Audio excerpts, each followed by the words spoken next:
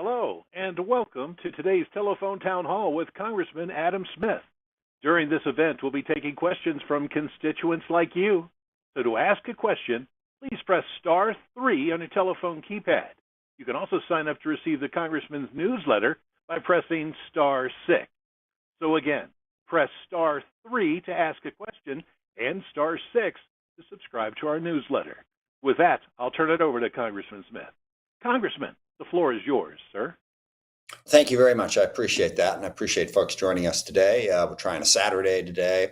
I usually do these on weeknights. I've done some on Sundays, just trying to accommodate as many schedules as possible to give people an opportunity to participate. Look forward to the conversation. I've got a few issues I'll open up with and then take your questions and comments. I always like to point out, I'm not going to get to everybody, unfortunately, but please, this is not your only opportunity to tell me what you think we ought to be doing, what issues you think we should be working on, or ask questions. Please feel free to reach out to my office anytime. And we'll get back to you as quickly as we possibly can. There is a lot going on in the world. Certainly, we have some overseas challenges. I'm deeply concerned about the growing aggressive behavior of the U.S. towards Venezuela. Do not want a war with Venezuela. Congress has not authorized that, and I think it would be terrible policy. I think the strikes that have been being done down in the Caribbean that have been killing people on boats that allegedly have drugs on them also are not legal and are problematic from a policy perspective. So I'm concerned about that.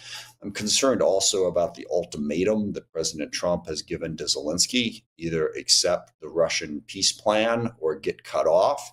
There are certain aspects of that 28-point plan that I think are probably doable. As a starting point, okay, but as an ultimatum, that really risks Ukraine's sovereignty. I mean, the peace deal claims that it's supposed to stand up for Ukraine's sovereignty, but if they go forward with it, I think that will be very much in jeopardy for a variety of different reasons. I also continue to be concerned about the ceasefire in Gaza that isn't quite holding. There are still strikes going on both in Gaza and in Lebanon. I think we need to do more to make sure that that ceasefire does hold and goes forward. But what I really want to talk to you today is it's the topic I think most people have focused on, and that is the high cost of living. Just basically people dealing with inflation and trying to pay their bills, because I think this is the central economic challenge that the U.S. faces. It's not an easy problem. It's not one that we're going to completely eliminate, but I feel very strongly we could be doing a lot better for my constituents, and for the American people than we're doing right now. And the basic pinch, I think everyone on this call understands. It starts with the cost of housing, which is just so much higher than it used to be. Certainly than it used to be when I was growing up in SeaTac, when I was out looking for my first apartment, first condo that I bought. It's just really expensive. And that puts pressure on everybody's budget. It's a higher percentage of what you're spending has to go to housing. And then you've got less left over for everything else. And it's kind of a simple problem to solve. We need to build more housing. It has become too expensive, too cumbersome, too tied up in zoning and permitting and slow moving government structures to build the housing we need. And I think this is an emergency. I think we should look at the rules, the regulations, the zoning, everything, and figure out how can we build more housing and more volume.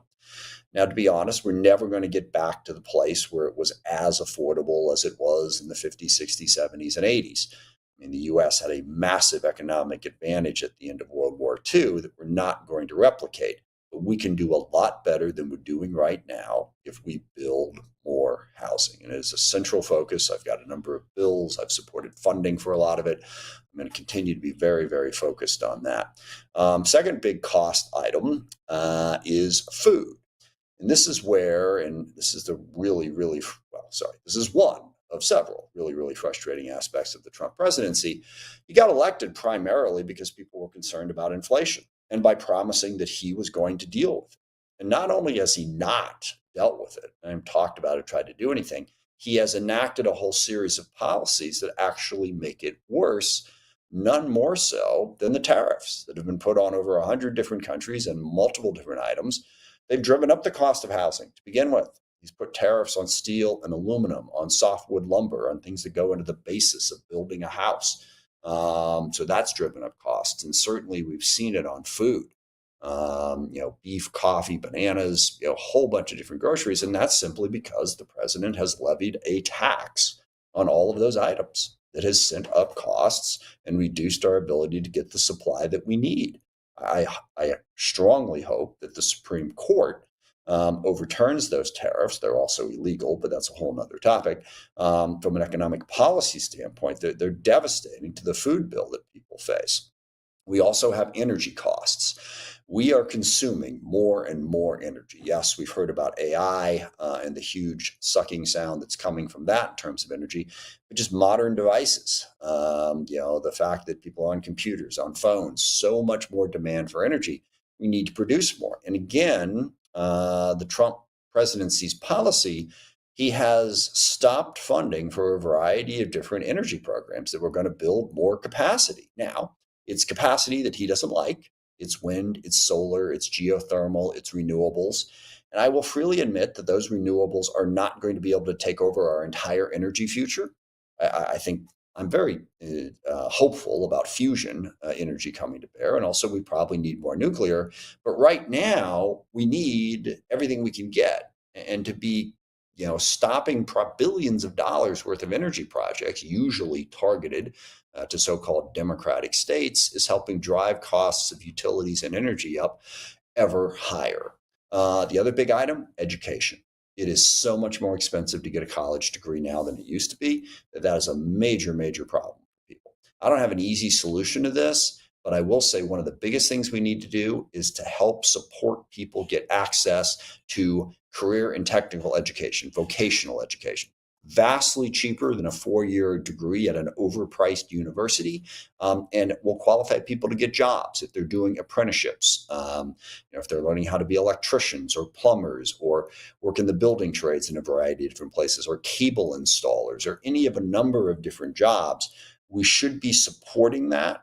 And it's far easier to get loans and grants for a 4-year degree or for a college education than it is for the practical career and technical education, basically learning skills to go get jobs. I've supported a number of different bills in that area and funded a number of different programs to help with that. And then I hope we remember just 2 more points on this, and I'll turn it over to you all. The other side of this, and that is affordability is a major issue, but wages are a major issue as well.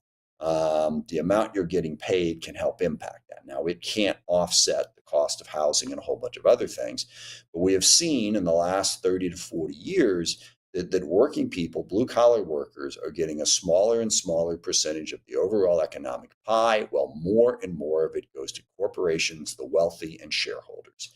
And there are a number of things we could do to change that. Support unions, first of all.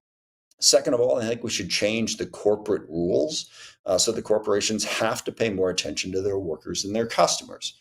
I was reading an article on one of my flights home a couple weeks ago in the New Yorker about Costco, local company. And I had remembered this, but Costco, very, very focused on their customers, very, very focused on their workers. And back in the early 2000s, like 2007, Wall Street people used to gripe, saying that, Costco, they care more about their customers and their workers than they do about their shareholders. And I'm like, oh, the nerve. How could they possibly do such a thing? We need more companies that do that. We have seen, my gosh, they're talking about a compensation package for Elon Musk that's going to make him a trillionaire.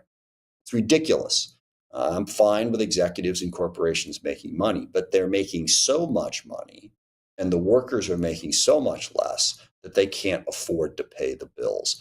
Now, the last point on this, which is very problematic, is the debt and the deficit.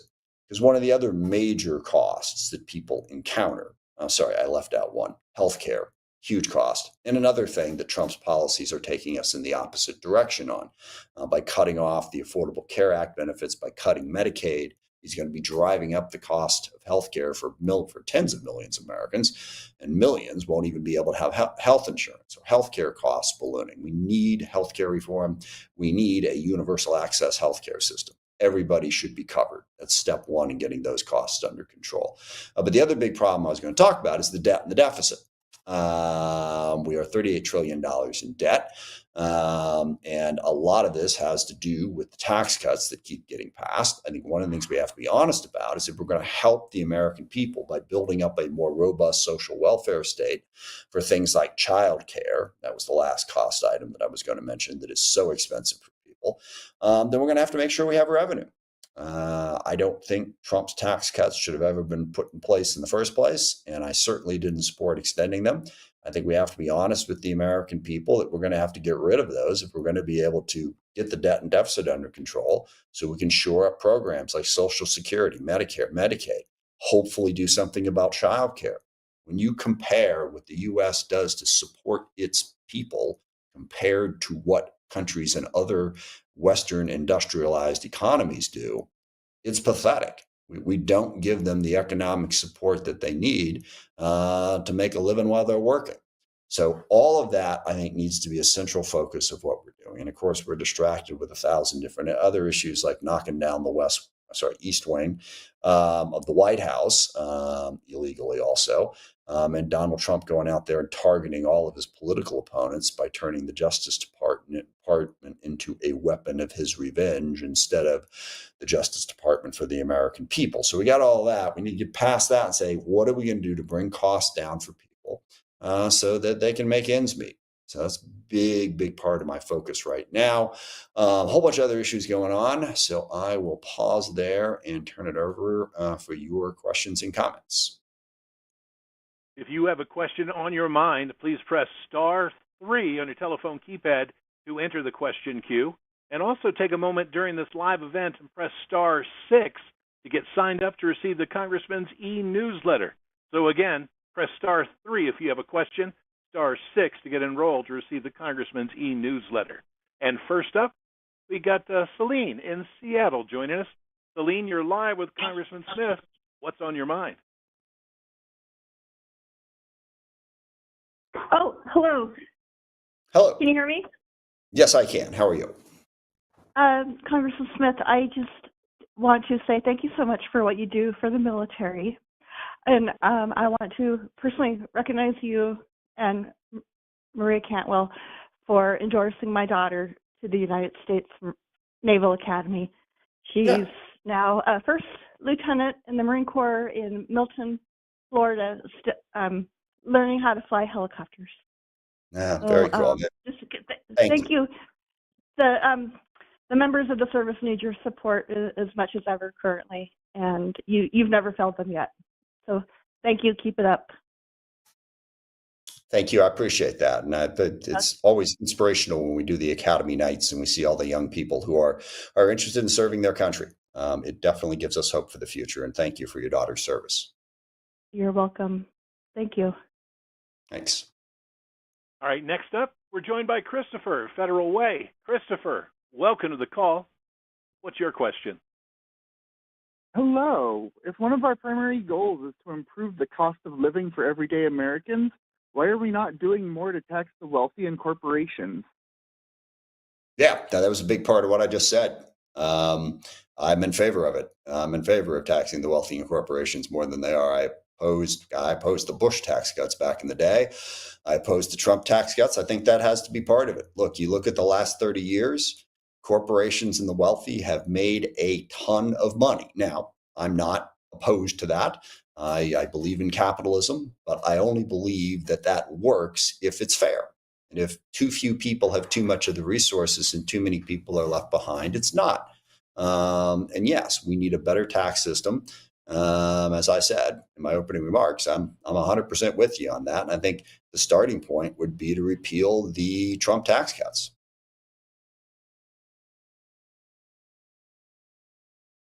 Don't forget, if you've got a question you'd like to ask live on this event, please press *3 on your telephone keypad.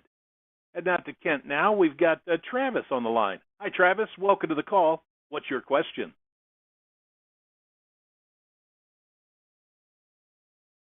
Hello, Travis. It looks like Travis is either muted or he dropped. We'll see if we can get him back here. Next up, let's go off to Bellevue. We got Julie joining us now. Hi, Julie. You're live on the call. What's on your mind? Hey, hi. Yeah, I had a question that I saw some information on, and I either want it clarified or see if there's something that can be done. It has to do with the energy billing and how it's changing from like the merit order pricing or marginal pricing, and where the cheapest, the less expensive um, sources come on first for your billing. The dispatch puts the wind and the nuclear or whatever first, and then coal and the more expensive things come on as that's used up, and there's more demand. And I'm hearing that switched or going to be switching, where coal is going to be favored, and these other sources and energy bills are going to go up. Is that what you're hearing, and is there some way to combat that? Yeah, it's something that Trump has talked about. And look, that's the problem is Trump has a sort of theological way of looking at this. And he thinks that fossil fuels are just fine and we ought to emphasize them, which can get into a long, complicated conversation. First of all, I think fossil fuels are problematic because they are destroying the planet. And we need to figure out how to get to alternatives. But second of all, even if you don't buy that, you certainly want to generate as much energy as possible. So giving preference to those and undermining the ability of us to bring wind and solar and geothermal and hydro and other things online is problematic. As far as the specifics of what you're talking about, I'm going to need to look into that. If you could be sure and contact my office. I don't know where that's at. I've heard rumors about it. I'm not sure what the federal government exactly is doing to push forward that plan and the degree to which our local utility providers are involved in it one way or the other. So I'm going to need to get more information in order to intelligently answer your question. But make sure we get your contact information so we can follow up on that. And also for my staff who are listening, please send me an email on that too. I would like to get more informed. Thank you. It is worth noting that the congressman and his staff put out a very informative e-newsletter, and you can get signed up to receive that by pressing *6 right now on your telephone keypad. Also, if you've got a question you'd like to ask, press *3 on your telephone keypad. Next up, we've got Gary joining us from Renton. Gary, you are live on the call. What's your question? Yes, thank you for taking my call. I am concerned with what the Democrats aren't doing to combat the very effective right-wing propaganda machine. We don't seem to have a consistent message or messengers. We do have a few. We've got Jasmine Crockett, Jared Moskowitz. Hopefully, James Tallarico will come on board in the future. What can we do to? I understand that the right wing, they're flooding the zone. They're constantly distracting with problematic issues weekly, if not daily. What can we do to counteract that and make the Fox News viewers understand that they're being led by the nose? Yeah, no, I think that is one of the central issues for me. How can we organize and build a coalition that presents a reasonable alternative to Trump and defeats what he's doing? That's a huge part of what I'm focused on. And there is no question that over the course of the last 10 years in particular, we've been outmaneuvered by the right. They are organizing on a whole series of levels. I think the thing they do better than us most dramatically is they know how to reach sort of low information voters who are not actively involved, watching all the typical sources of information that your political junkies like me do. They're out there on, the gaming community, on Twitch. They've set up all the podcasts, talk radio, and all that. And they've built this ecosystem around that to really drive their message. Now, I will say, I think in the last year, we have organized better on our side. I think in the last 60 days in particular, we've really seen a major turn. The election results from 3 weeks ago huge victories for Democrats all across the board. When you look at the polling data, it is finally moving dramatically in our direction. I think the shutdown fight really helped focus the issues. I think Trump's reaction to the shutdown fight, where he basically tried to inflict as much pain as possible on the American people in the hopes that he could blame Democrats, while meanwhile doing nothing about the issue that we were raising on healthcare and on a variety of other things as well. So I think that's helped. But look, part of the problem gets to what you're talking about. When you talk about messengers and the fact that we don't seem to have a singular messenger, we don't. And as I heard James Carville say one time, I don't agree with everything James says, but I agreed with this. On the left side of the political spectrum, we are a coalition. We're not a cult. Okay, we're not following one person. We're a coalition of a lot of different groups. Now, that is more difficult in some sense because Republicans, what's the message? Well, whatever Trump says. So that's very simple.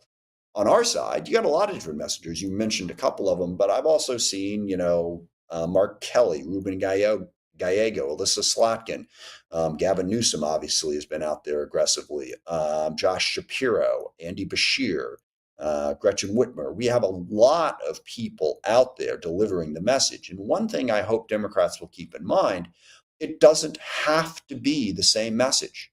We could come at this from a variety of different angles and still be effective. The overarching narrative for us, which fits into all these messages, is Trump is behaving like a totalitarian, not like a democratically elected president. He's undermining our representative democracy. 1, 2, he's hurting us economically and making us less secure. So he's undermining our democracy and also implementing bad policies. We want more opportunity and more equality in this country, and we believe that the power of collective action can help with that. That's what we're trying to do. Now, there's going to be different pieces to it. People are going to have different approaches. We need to figure out how to work together better on that. I think this election, we had people in the center like Abigail Spanberger and Mikey Sherrill win. We had people on the left like Katie Wilson and Zoran Mandami win. And you're seeing some of that coalescing and coming together. What we got to get better at is consistently delivering those broad variety of messages to a larger group of people. Don't let, and this is now I'll tell you my personal opinion, and not everyone agrees with this. Number one, don't let Republicans occupy space that we're not in. I don't think we can afford to write off the 80 million people who voted for Trump. We got to figure out how to communicate with them. We can't treat them all like they're terrible, awful, horrible, bigoted, racist people, because they're not, first of all. And second of all, if we're going to grow our coalition, we have to figure out how to communicate more broadly. I think it's a very bad thing that Jared Golden was basically driven out of running for re-election up in Maine because the left wasn't happy with some of the things that he did. Look, Jared's a personal friend, but I wasn't happy with some of the things he did. But Jared could speak to a section of the electorate that too few Democrats have figured out how to effectively speak to. We can't afford to lose that. We've got to grow that. And the last point I'll make, because I could talk about this forever, is in those places like New York City and now Seattle, but also Chicago and San Francisco and San Jose and a bunch of other places where Democrats are governing, we need to get better at it. We need the rest of the country to see what's going on in places like that and say, hey, they know how to govern. They're providing more opportunity. They're keeping people safe. They're dealing with the problems that we need to deal with. So I think we've got a real opportunity in the next year in Seattle and elsewhere to say, here's what government from the left side of the political spectrum looks like, and you can be okay with it. So all of that needs to happen if we're going to be able to build that coalition. I'm sorry, one final thing. On the messenger issue, you got a lot of different people on this side of the spectrum. Like I said, it's a coalition, not a cult. And it's not as easy as it looks. So some people have bad days and good days, but I think we do have a lot of effective people out there that are really now galvanized to present that more reasonable alternative to Trump. And we're seeing that grow. We got a long way to go and a lot of work to do. But I think we have something we can build on for now if we keep at it. Thank you for taking. Thanks. Next question, we've got Sarah joining us. Welcome, Sarah. You're live with Congressman Smith. What's your question? Thank you for your excellent work, and thank you for the opportunity to speak directly with you. I've worked for my whole career and have personal lived experience in permanent supportive housing for people with behavioral health disabilities who are formerly homeless. I'm very concerned about recent changes with presidential attacks on harm reduction and on permanent supportive housing first, as well as the recent notice of funding opportunity that came out of HUD, which directs instead of 90% of the funding towards permanent supportive housing, only 30%. What can we do to protect affordable housing for our most vulnerable? Yeah. Well, thank you, first of all, for your work in that area. It's a huge issue around here. As I said at the outset, just the cost of housing is problematic. And then the homeless problem, which is driven primarily by the cost of housing, but not exclusively. There are a lot of other issues there. These are major challenges in some of those urban cities that I was just talking about that we need to step up to and meet. And Trump's, cutting off funding in a variety of different ways is going to undermine our ability to do that effectively. And to me, that feeds back into the budget issue. He cut taxes by some $4 trillion while slashing spending on things like Medicaid and housing and education that are really keys to opportunity for people who are struggling in this country. Now, on the specific issues of harm reduction and housing first, the other thing we need to do is we need to do a better job with the money that we are spending, because I don't think we've done a particularly effective job of it. We have spent a lot of money on housing that has not been effectively spent. A lot of the community-based organizations that we give money to do not produce results, and we just keep giving them that money. I think we need permanent supportive housing. We need to find places where people who need help with addiction or mental health issues or finding a job can get them into a house and move forward. But I think there also has to be an effort to build towards greater accountability and greater resiliency and responsibility. I've seen a number of organizations that have been successful in doing that. I'm a huge fan of the WELD program out of Seattle. They work exclusively with formerly incarcerated people with a very simple thing. We're going to get you a job, we're going to get you a place to live, and we're going to get you a sense of community. They've done that. Street Level is an organization that the Salvation Army is involved in that goes out into our community, identifies homeless people, helps them, gets them off the street, and gets them into permanent supporting housing, permanent housing. So I think we can be more effective with the money that we have, and I think we should do that locally. What Trump is doing, I fear, is simply going to cut off the money and not leave us with anything better. I do, however, think that we shouldn't say that, we can't possibly do this any better, just keep cutting the checks, because I think we can learn. And again, that's something that I'm hopeful. New mayor in Seattle, new King County executive, I'm going to work very closely with them. I want to see progress. I want to see less people on the streets, more people in housing, and I want to see us be able to build more housing in a more cost-effective way so we can actually get there. It is fantastic to see so many people have connected into this live telephone town hall with Congressman Adam Smith. If you have a question you'd like to ask live on this event, simply press *3 on your telephone keypad, and also take a moment to press *6 and get signed up to receive the very informative e-newsletter the Congressman and his staff put out. Again, *3 if you have a question, *6 to get subscribed to that newsletter. Next, heading out to Kent, we've got John joining us. John, you are live with Congressman Smith. What's on your mind? Well, I'm glad you're letting me ask a question. I have some concerns about the current state of affairs with campaign financing and how it seems to be out of control with large donors donating millions, billions, whatever to get their people elected. What is your feeling about campaign finance reform? Do you think it's something we should approach after the midterms when we take back the House and the Senate? 100%. I think it's one of the biggest problems. It's undermined people's confidence in democracy, and it has given a disproportionate amount of power to too few people. And it all stems back to Citizens United. I always like to say, if it wasn't for Plessy versus Ferguson, I would say that Citizens United is the worst Supreme Court decision ever. It basically said that money was equivalent to speech, therefore it cannot be limited. And it just opened up the spigot on independent expenditures. I personally think that the rules around individual federal candidates are fine. I am limited on how much money I can get from any one source. It's like 5,000 PAC. I think we're up to 3,500 from an individual. So if you're going to directly support an individual candidate, there's only so much you can do.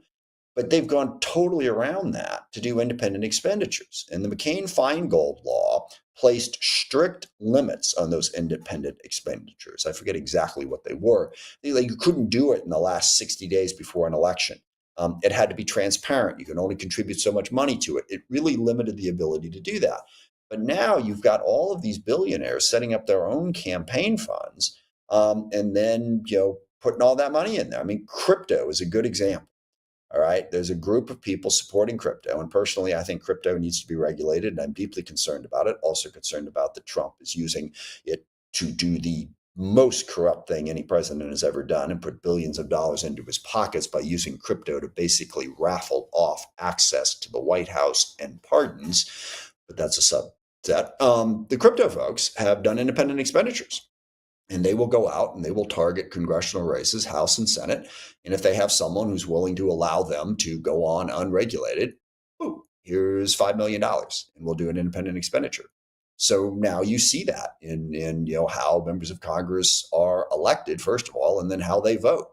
Yeah, we need campaign finance reform. And the independent expenditures are the problem. Unregulated, not transparent, and no limits. It has empowered those people I referenced earlier who have managed to consolidate so much of the wealth. They now have massive political power to go with all of the other power that comes from having billions of dollars. So we need to go back at this. And look, I know Supreme Court made their ruling, you need a constitutional amendment, whatever. I think we should pass a new law. We should go back to the court and we should challenge that. And if somebody wants to challenge it, great. They made changes in laws before. I mentioned Plessy versus Ferguson. Eventually that was overturned by Brown versus the Board of Education.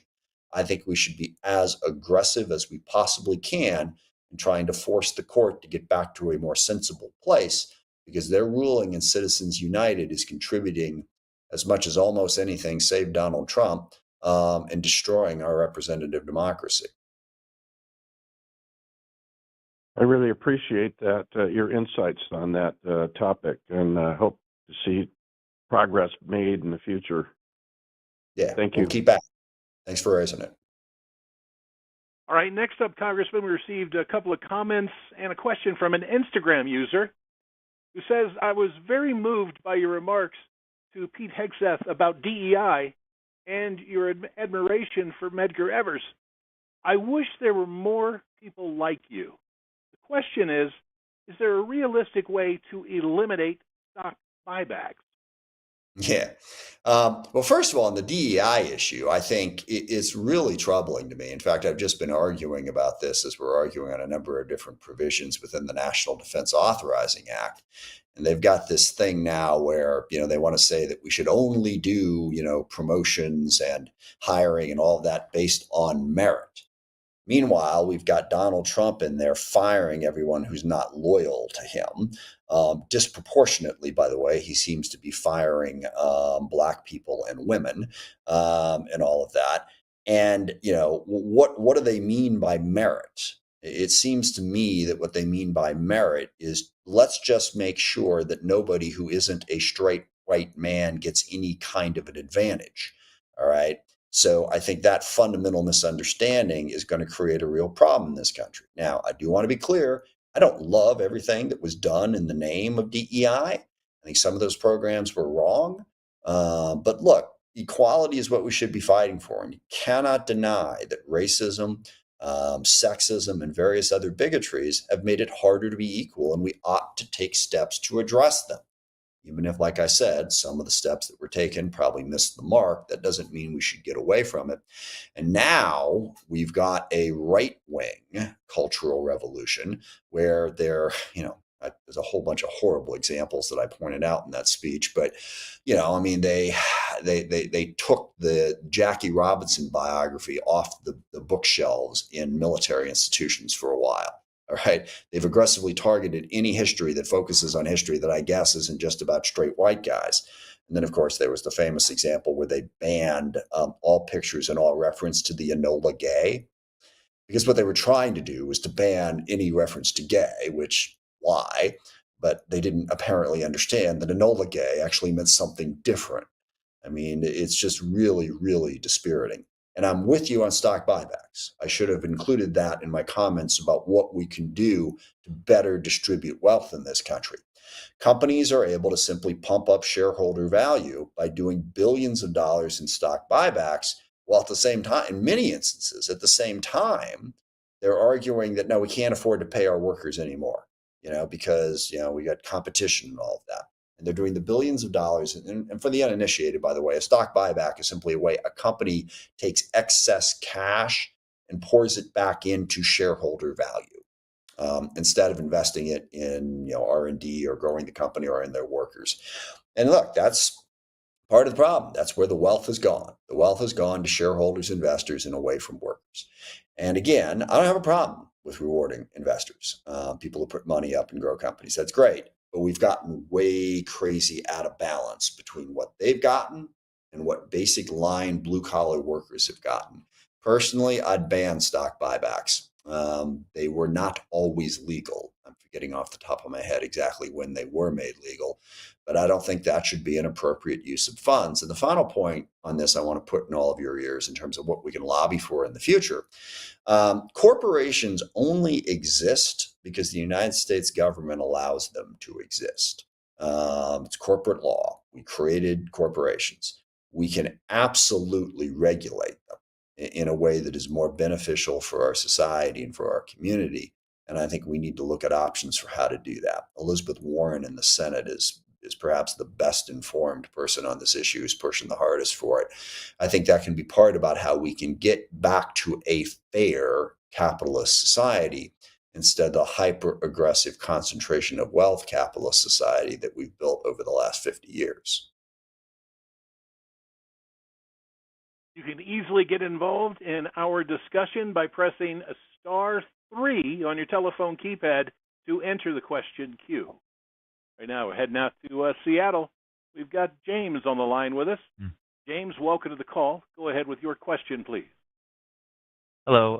In a previous town hall, you agreed that it was necessary to limit the sale of arms to Israel, saying that the IDF had gone too far. But in that time, and it's been quite a bit, you haven't done anything to back up those words. And my question is, especially now that House Resolution 876, which would recognize Israel's actions as genocide and legally compel the U.S. to act on that, is on the table, why have you still not supported any legislation like H.R. 876 to this effect, or put forward any of your own?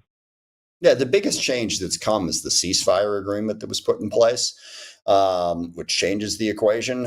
Personally, I think we still need to get to the place where we condition our sale of arms to Israel as part of continuing that ceasefire process, and we are working on it. But the ceasefire changed the equation. I mean, that is the biggest difference. And as we've discussed before, I don't disagree with the fact that Israel should have a right to defend itself, or that they have adversaries, and Hamas and Hezbollah and Iran and others, the Houthis. So don't want to leave them defenseless, do want to force them to implement the ceasefire. And I continue to speak out publicly on that, and I will continue to do so. There is a piece of legislation that I'm working on right now with J Street. And the big question is, how does it impact the ceasefire? And that's what we have not been able to answer. If the ceasefire hadn't gone in place, yes, we would have introduced this a long time ago. But the point of the legislation at the time was to say, we will cut off arms if you don't put a ceasefire in place. And obviously that has changed. So I'm working with J Street and a number of other members of Congress to see, is it legislation? Is it a resolution? What can most force forward the ceasefire process? All right, next up, we're joined by Sharon from Kent. Hi, Sharon. You're live with Congressman Smith. What's on your mind?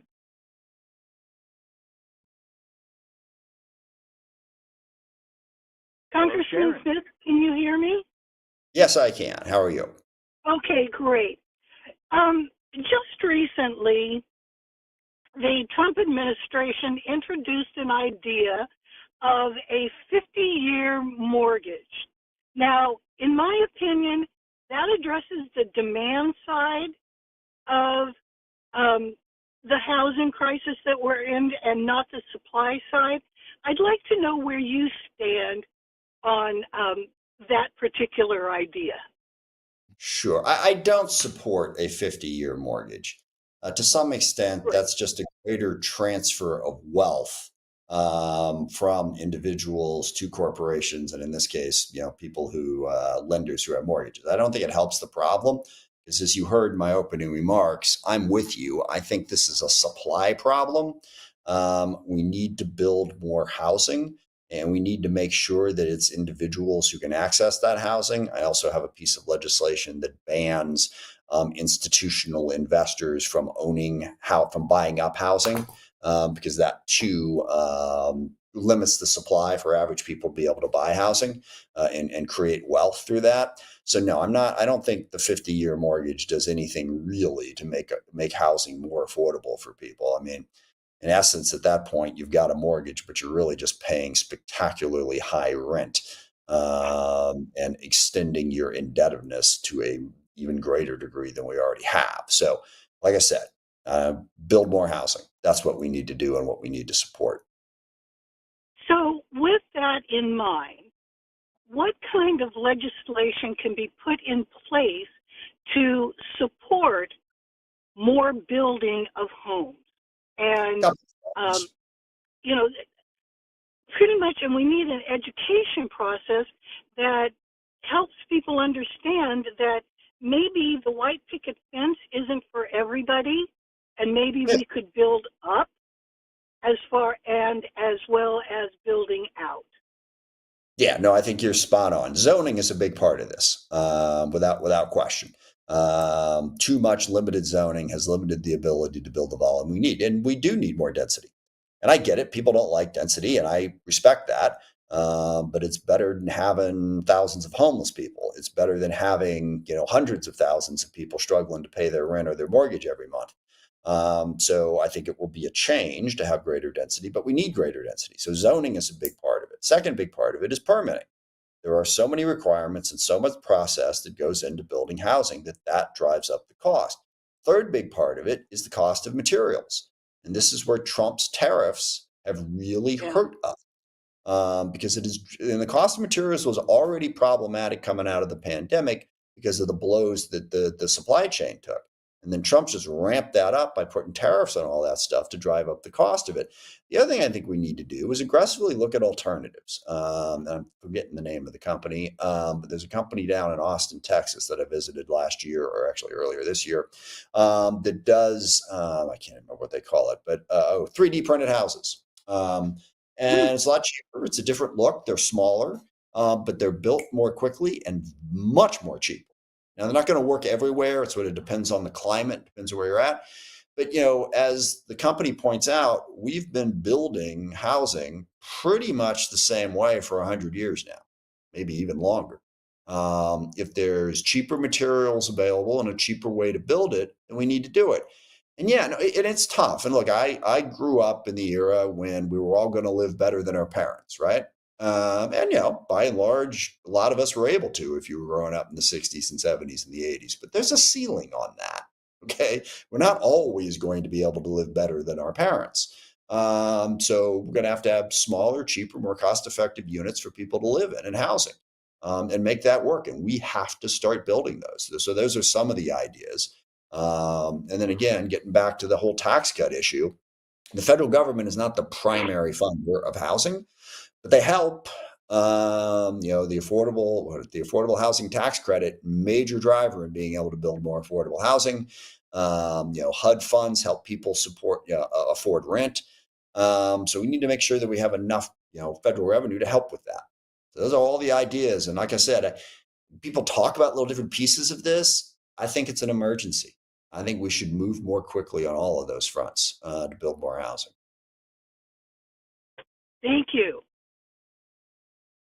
I encourage everyone who's connected in and listening to this live telephone town hall to press *6 on your telephone keypad and get signed up to receive the Congressman's informative e-newsletter.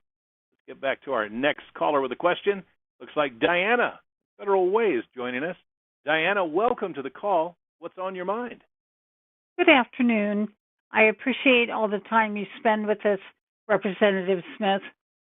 I realize that we've got enormous problems to tackle in our own country, but after all that's gone on with Ukraine, I am really very worried that we have just given up on Ukraine and they're expected to just submit to Trump and Russia's demands. Is there anything that can be done to get the military hardware that Ukraine needs to fight back? And this Thanksgiving deadline is absurd. I think President Zelensky has been treated abominably by President Trump, and I don't think he has any real concerns about the Ukrainian people. Yeah, no, it's a complicated and difficult problem. And I take the point that, we have problems here and all that. But what Russia is doing in Ukraine is a threat to global stability, and global stability that has been enormously to the benefit of the U.S. From an economic standpoint. Now, as we've talked about a lot today, the problem is a lot of the wealth that we've been able to generate here because of a stable global economy that we are active participants in has been too concentrated and hasn't gone to enough people. But there's domestic policy we can change for that. But if Russia is able to take over Ukraine, they will be in far, far stronger position to then threaten the rest of Eastern Europe. The Baltics, Romania, Poland, Moldova. So the fact that the Ukrainians have been able to hold them off for as long as they can has been key in reining in that territorial ambition of Putin and the Russians, which has not abated, by the way. They've paid a heavy price, and they're weaker now in terms of being able to carry forward with their imperial ambitions, but they still have them. And Ukraine's fight put us in a position, if we can keep helping them, that can keep Putin at bay long enough to force a legitimate ceasefire. And what Trump has put on the table here is very, very dangerous for Ukraine. As a starting point to a negotiation, sure. And I think we need to be realistic. Ukraine's not going to take back all of their territory. But this peace agreement that Trump said requires Ukraine to cede territory to Russia that Russia hasn't even taken yet. Number one. Number two, it places limitations on Ukraine's ability to defend themselves going forward. And that's the most important thing. If Putin takes this peace agreement and says, okay, we'll pause for 2 years so that we can reconstitute our forces, and then we take the rest of it, then that undermines Ukrainian sovereignty. So I don't know, and I'm working on it and talking with people. I'm talking with some folks from the White House on Monday, try to get a greater feel for this. But if that deadline is really the case, that if Zelensky doesn't just take this deal as is, or we're going to cut them off, then that is handing Putin Ukraine in a way that is very, very dangerous for all the reasons that I stated. Now, I want to be clear also, I don't want to go to war with Russia. And I know Biden has taken a lot of grief for a whole bunch of different things, including the fact that supposedly he didn't do enough for Ukraine, even as he put together a 53-nation coalition that helped Ukraine survive. But I think also part of that policy was don't stumble into a war with Russia. And we have the opportunity to achieve both of those objectives. And we've already voted for the money in Congress. There's already resources there to go in and help Ukraine. Our European allies, as well as a number of other countries, are providing assistance as well. We just have to keep to that and not bail on it and not pull back from it. And I'm worried that Trump's going to do that. And look, trying to figure out what Trump's motivations are on this would basically take a team of psychiatrists about a year to sort through it. He certainly has an affinity for Putin and totalitarian dictatorial leadership. That has been a problem. He doesn't like Zelensky because when he asked Zelensky in 2019 to dig up dirt on Biden, Zelensky didn't do it. And all of that factors into the problem here, that there are still a lot of Republicans, particularly in the House and the Senate, who support Ukraine. So I'm urging them to put pressure on Trump's White House in the next few days to stop the abject surrender that Trump appears to be proposing. Well, I appreciate your long, hard work on that. And if you're saying that you have Republican colleagues that are still working on this, I would have to believe you because I really trust your ability and that I think you're very truthful to us. So I try. I thank you for answering the question. Yeah, and just to be clear on that, they're working on it. Whether or not they're going to be successful is a whole nother question. Well, So there is that too. We're trying to make sure that we, put forth the best, most effective argument possible. All right, moving on. We've got Kenneth joining us from Mercer Island. Ken, welcome to the call. You're live with Congressman Smith. Yeah, and thank you for taking my call, Congressman. And I own a manufacturing company in Kent, and you've visited several times, and I appreciate that. The 130% China tariffs has been a big deal for not only manufacturing companies but consumers. I'm concerned that hearing that the Supreme Court only talking about winding back 5% of that. Is that true? And does Congress intervene somehow? Yeah, I'd have to get into the weeds on this a little bit because Trump has imposed a variety of different tariffs, and he has used a variety of different authorities to justify the legality of those tariffs. I know that. I also know that what's before the Supreme Court right now is one particular aspect of that. And I forget which one it was, but there's some law in the books about, if there's an emergency, the president can put tariffs. And the consensus of all the lower courts to date is there was no such emergency, so therefore it's not legal. I do not know on China how much of the tariffs on China right now are connected to that and how much they might be connected to something else. So let me do this. Let me have my staff get me the answer to that. And again, Right. From what I understand, that we're 130% now, and then after the Supreme Court, we're down to only 125%, which really wouldn't make any difference to anybody. Yeah, no, and that's what I need to get answered. And also, let me just say that the other laws that Trump has relied on don't appear to be any more credible to me than the one that the court is considering. And also, to answer your question, Congress could absolutely undo all of this. If we took a vote, we could do that. But sadly, Mike Johnson in particular in the House, as we just saw, he dissolved the United States House of Representatives for almost 2 months because Trump asked him to. We just flat weren't there, all right, doing it in the middle of a shutdown, in the middle of a crisis for the government. The Republican leadership decided not to have Congress in session to be doing anything to help the American people. So, I'm not going to be overly optimistic that they're going to actually address this issue. Now, I will say in the last 2 months, it's become very clear that Trump and the Republicans are very unpopular.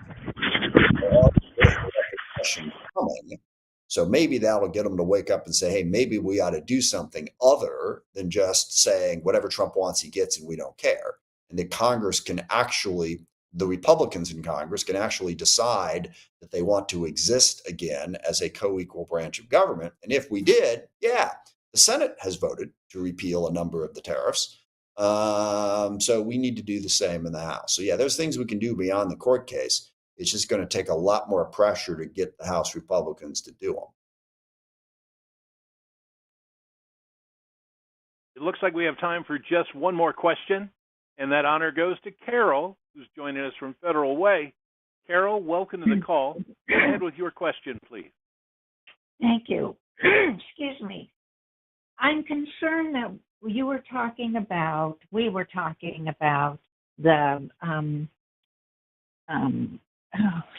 you know what? I have a hard time thinking now right off on my feet. Okay. I'm sorry. We're talking about Citizens United. And Yes. I'm thinking about what the Supreme Court is the one that allowed that, along with the abortion and the getting Trump.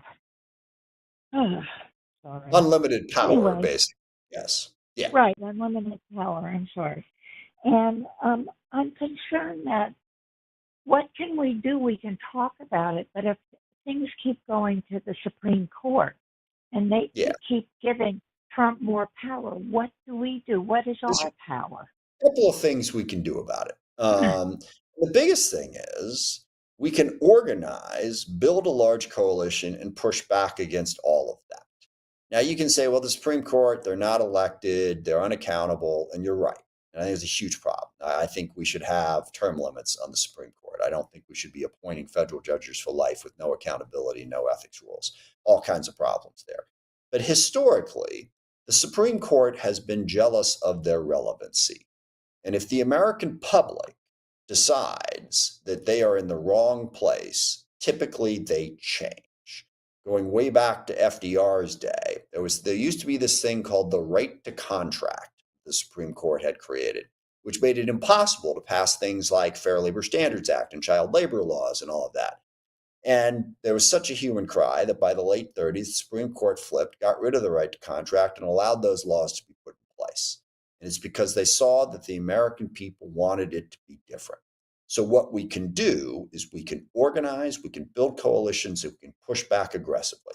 Whole bunch of that going on. I'll give a particular shout out to the No Kings rallies. I think those have been incredibly effective. They've pulled together the American people all across the country, millions of people, making it clear that they won't stand for this. And you've seen the results in elections, you've seen the results in polling. We got to keep building on that. That's basically what we can do. Okay, thank you very much. Thanks for the question. So, Congressman, as I look at the clock, we do need to begin to wrap this call up.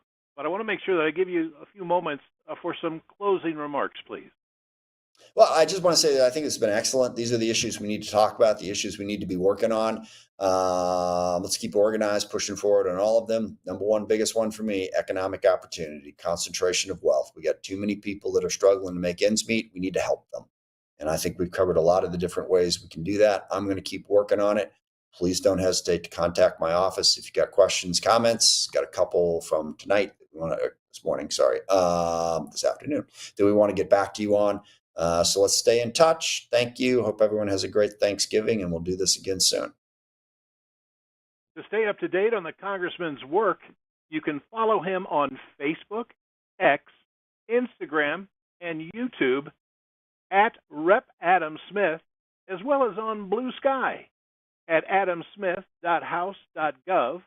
Now, at this point in the call, if you would still like to subscribe to the Congressman's e-newsletter, simply stay on the line and leave us your name and email address right after the tone.